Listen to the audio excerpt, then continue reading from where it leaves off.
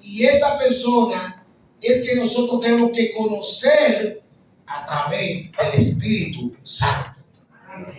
Por lo tanto, mi conocimiento, mi carisma es que yo conozca al Padre y conozca a Jesucristo. Oseas 4:6 dice que el pueblo de Israel se perdió por falta de conocimiento. Fíjense que no dice que el pueblo de Israel se perdió porque guardó mal el sábado, ni porque no diezmó, o que dejó a los levitas morir de hambre cuando en el tiempo de Nehemías y Esdras. Dice que el pueblo se perdió por falta de ¿qué? De conocimiento. Tenemos que aprender a conocer a Dios. Tenemos que aprender a conocer a Jesucristo. Porque le voy a hacer esta pregunta, Padre. ¿Quién vivirá una eternidad con alguien que usted no conozca? Imagínese que usted se case con una persona que usted no ama y que tenga que vivir el resto de su vida con esa persona. ¿Cómo va a ser la relación de ese matrimonio? Un desastre. Entonces, la vida eterna es conocimiento. ¿Por qué dice Santiago en el capítulo 5 que Abraham era amigo de Dios? Porque ellos se conocían. Los amigos se conocen. Los amigos se tienen confianza. Los amigos se creen uno con el otro.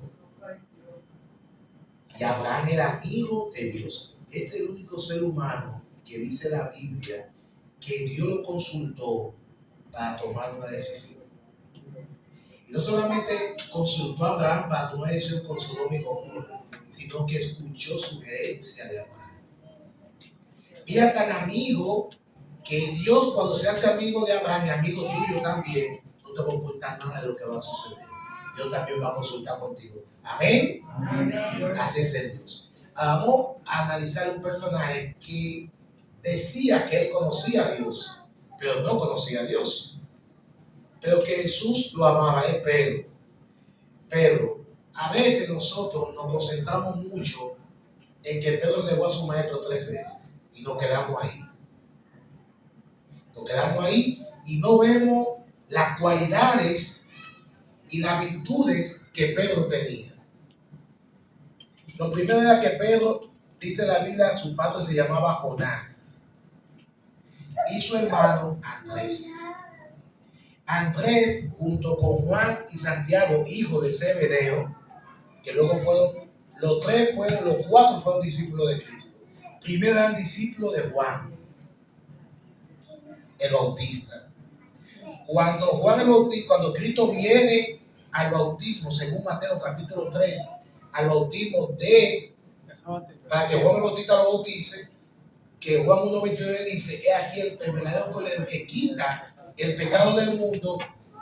Andrés entiende que Cristo es el Mesías y obedece la voz de Juan el Bautista. Y dicen los evangelios que Andrés empezó. ¿Por dónde empezó Andrés? Por Pedro. Luego por Natanael. Y ese es el Mesías. ¿Qué decía a Andrés? Este es el Mesías que hemos encontrado. Y es cierto que el Mesías dice, ven y ve. En pocas palabras, la palabra griego, ven y ve, es ven y prueba, quédate con nosotros. Es la misma palabra que Jesús le dijo a los discípulos de Juan el Bautista cuando Juan el Bautista lo mandó.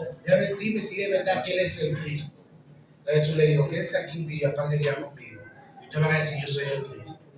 Y cuando pasaron 1 o 2 días, Jesucristo le dice, dile a Juan lo que ustedes han visto. ¿Qué ustedes han visto? Que los ciegos ven, que los cojos andan, que los leprosos son sanados. A eso vino el Mesías. No solamente a sanar físicamente, sino también espiritualmente. Entonces, Pedro fue uno de los primeros discípulos. Y hoy vamos a analizar el caso de Pedro. Dale hacia adelante. Una nueva oportunidad. ¿Cuántos de ustedes han cometido un error en la vida y han pedido una oportunidad?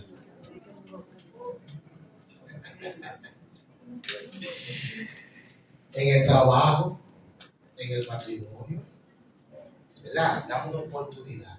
Es como decimos, permíteme reivindicarme, ¿verdad?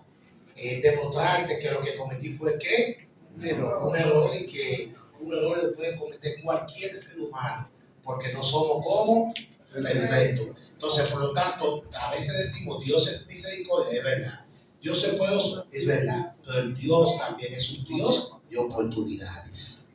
Dile al que está a tu lado, Dios es un Dios de oportunidades. Y de una nueva oportunidad. Dale hacia adelante. Vemos ya que Pedro negó a su maestro. La negación de Pedro tiene una enseñanza muy profunda teológicamente. Primeramente, cuando Jesús le dice que él lo va a negar, al Pedro decirle que no lo va a negar, está contradiciendo la palabra de Cristo. En pocas palabras, Pedro le está diciendo a Jesús, aunque no se lo dijo abiertamente, maestro, tú estás equivocado, yo a ti no te voy a negar. Por lo tanto, Pedro no creyó en la palabra de Cristo. Fíjense que Cristo reafirma otra vez y dice, pues yo sí te digo que tú me vas a negar. Aunque tú digas, yo soy el que sé, tú me vas a negar. Y Pedro creyó en su autosuficiencia y dijo que no. Después que negó, que él vio dice la siempre el Señor, el deseo de toda la gente, que cuando él salió llorando, la Biblia dice que él lloró amargamente. Esa palabra en griego, amargamente, Pedro lloró con arrepentimiento. Muy diferente a la de Judas, que Judas lloró por remordimiento. Nosotros como cristianos tenemos que saber esas dos partes de la vida cristiana. Cuando pecamos, si lloramos por remordimiento o lloramos por arrepentimiento. ¿Cuál es la diferencia? La voy a explicar. Cuando lloramos por remordimiento por un pecado que cometemos, lo hacemos por voluntad propia, pero no lo sentimos como que herimos el corazón de Dios. Cuando lloramos por arrepentimiento, lloramos porque ofendimos el corazón de Dios. Ahí está la diferencia. Judas lloró, pero lloró porque tenía un plan, pero no lloró porque hirió el corazón de Jesús, sino por su propia voluntad. Pedro lloró amargamente porque en realidad le dolió haber negado a su maestro. ¿Y qué cosa más Una persona que pasó 3 años y medio con Cristo y hablaba tan bonito como hablaba Cristo, porque dice la señora que le preguntó, ¿tú hablas como él? Y en uno de los evangelios dice que Jesucristo, cuando mandaba a los espías a hablar, a los escribas, mandaba unos espías a espiar a Cristo, que fueron con el informe de los escribas, dice, ningún hombre, nosotros no hemos visto ni en universidades, ni en ninguna parte judea, ni en ninguna parte, un hombre que hable como habla ese. Es decir, cuando la mujer nota que Pedro habla igual que Cristo, hasta mala palabra dijo Pedro. Maldición echó mala palabra.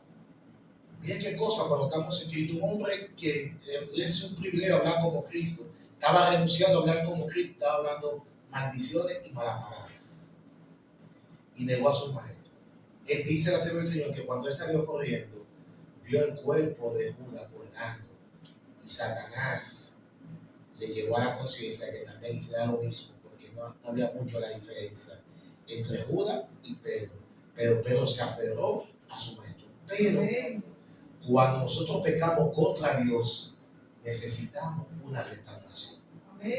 Una restauración a través del Espíritu Santo. Eso fue lo que Cristo hizo con Pedro. Fíjense lo que dice Juan 21:17. Y le dijo la tercera vez, Simón, hijo de Jonás, ¿me amas? Y para eso fue algo grande, porque Pedro estaba en depresión. Había negado a su maestro 3 veces. No se decía merecedor, y aunque estaba con los discípulos, no se sentía bien. Porque entonces, ¿por qué no se sentía bien? Porque no se sentía perdonado. Necesitaba una restauración de su ministerio, que Cristo hiciera con él. Entonces no sabía cómo acercarse a él. Te fallé 3 veces, maestro. Pero Cristo es el Dios que busca a los pecadores. Amén. No te dejes meter en la mente lo que el enemigo a veces dice, tú eres muy pecador, tú pecaste ahorita, tú hiciste un gran pecado, Dios no te va a escuchar. Eso es mentira del diablo. Porque la Biblia me dice a mí que quien buscó a Adán cuando se perdió fue Dios. Y miren qué interesante. Dios busca a Adán. Es la misma palabra que Cristo usa en Lucas, capítulo 19, versículo 10. Cuando dice, yo vine a buscar. Canta esa palabra. A buscar y a salvar lo que es decir, Cristo vino a buscar gente perdida. Si tú estás tratando de vivir una vida perfecta a tu propia manera, a tu propia vida, entonces Cristo no vino a buscarte a ti. Cristo vino a buscar gente perdida, claro, gente perdida para recaudarla como recaudó a Pedro. Porque el hijo pródigo no se quedó en la pocilga de cerdo. Salió de allí, se le quitó la ropa, se bañó, se le puso anillo y hubo fiesta. Dios no nos llamó para quedarnos en la tiniebla, en el polvo. Dios ama al pecador, pero aborrece que el pecado. Jonás, ¿me amas? Eso fue algo interesante para Pedro. Pedro se entristeció de que le dijese la tercera vez, ¿me ama? Y él le respondió, Señor, tú lo sabes todo. Tú sabes que te amo. Jesús le dijo, apacienta mis ovejas. ¿Cuántos dicen amén? Amén. ¿Lo restauró Jesús a Pedro, sí o no? De la misma manera Dios quiere restaurarte a ti. Amén. Y a mí también. Amén. Si tú has ido lejos con el pecado, si te has ido lejos del redil, si te has sentido que lo que estás haciendo es sucio, Dios te dice en esta mañana, ¿me amas? La misma palabra que usó con Pedro, la va a usar contigo. ¿Me amas? Entonces yo espero que tú le respondas, sí, Señor, yo te amo. Y el amor que Dios siente por ti, el amor que Dios está por ti, entonces Dios te va a decir, hijo mío, apacienta mis ovejas. Qué bueno que Dios es un Dios restaurador. Qué bueno que Dios es un Dios que nos quiere salvar, que no quiere verte hundido en el pecado ni en la maldad. Esta es la historia de Pedro, un discípulo muy especial que nos enseñará una vez más que Dios es el Dios de las nuevas oportunidades. Pedro fue un discípulo de Jesús. Su característica principal fue ser un hombre temperamental y apasionado. Su oficio era ser pecador en el mar de Galilea. Cuando fue llamado a seguir a Jesús, se convirtió en un fiel y incondicional discípulo de él. Miren, yo he escuchado muchas veces, muchos predicadores, quizá inconscientemente, que dicen que los discípulos eran pobres. Yo tengo para decirle que según la Biblia, ellos no eran pobres. Ellos lo que eran letrados en la letra de las universidades judías, pero no eran pobres. Juan y Santiago eran hijos de Zebedeo y tenían una barca. ¿Y qué era lo que más se vendía? Pescado. Era la compañía, como usted quiere decir, el plato favorito, no solamente de Judea, sino del Imperio Romano. Y se dice en algunos escritos extrabíblicos, históricos, que el mejor pescado es el de Galilea. Y era importado hacia Roma, Grecia y más allá. Por lo tanto, ellos no eran pobres. Otra cosa que dice la Biblia que nos dice que ellos no eran pobres era que cuando en un momento Pedro, el mismo Pedro, le dice, maestro, nosotros no hemos dado todo para seguirte a ti. ¿Y qué Cristo le contesta? Mira, ustedes van a recibir 100 veces lo que han dejado, más la vida eterna. Si ellos no hubiesen entendido nada, Pedro no le dice eso. Ellos eran empresarios de la pesca. Pedro era pecador.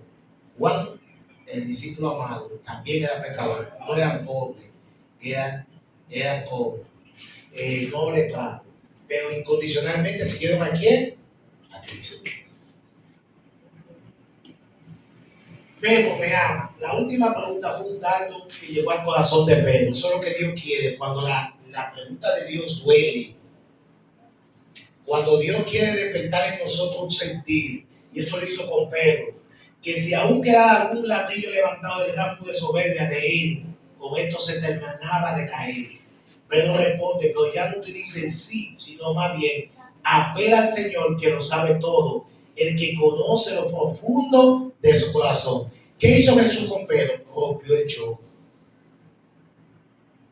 Ya no dice sí, yo te amo, sino que dice, Señor, tú sabes todo. Quitó el yo, ese yo que tanto daño nos hace a nosotros. Ese yo que yo hice, que yo hago, que esa iglesia está pagada por mí, que yo trabajo por la iglesia, que yo soy el que más trabajo, que yo soy el que más amo, que yo soy el que más me consagro, que yo soy. Dice la Señor en el camino a Cristo, que mientras más cercano estemos de Dios, más débiles nos vamos a mostrar.